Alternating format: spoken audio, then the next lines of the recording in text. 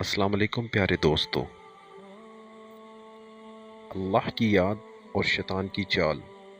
ایک شخص ہر روز رات کی تنہائی میں اللہ تعالیٰ کا ذکر کیا کرتا تھا۔ اس کام میں اس نے کبھی ماند نہ کیا تھا۔ ایک دن شیطان نے اس کے دل میں وسوسہ ڈالا کہ اے شخص، تو ہر روز رات کو اللہ اللہ کرتا ہے، اور ایک مدت گزر گئی اس کام کو کرتے ہوئے، لیکن کیا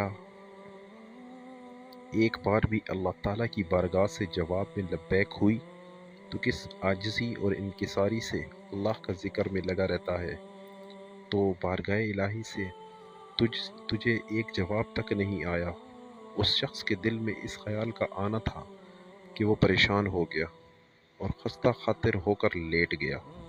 خواب میں اسے حضرت خضر علیہ السلام کی زیارت ہوئی۔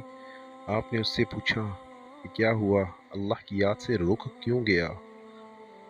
اس شخص نے کہا، میں اس بات سے ڈر گیا کہ شاید میں اللہ تعالیٰ کی بارگاہ میں مردود ہوں۔ یہ سن کر حضرت خضر علیہ السلام نے فرمایا، اے اللہ کے بندے، اللہ پاک نے مجھے فرمایا کہ جا کے میرے اس بندے سے کہو کہ تیرا اللہ کہا میرے ہی کرم کی وجہ سے ہے۔ کیا میں نے تجھے اس کام میں نہیں لگا رکھا؟ تیری طلب تڑپ کی مجھے سب پتا ہے۔ میں تجھ سے غافل نہیں ہوا ہوں، نہ ہی میں نے تجھے نظر انداز کیا ہے۔ تیری ہر پکار پر، ہر بار اللہ کہنے پر میں تجھے ہر ہزار بار لبیک کہتا ہوں۔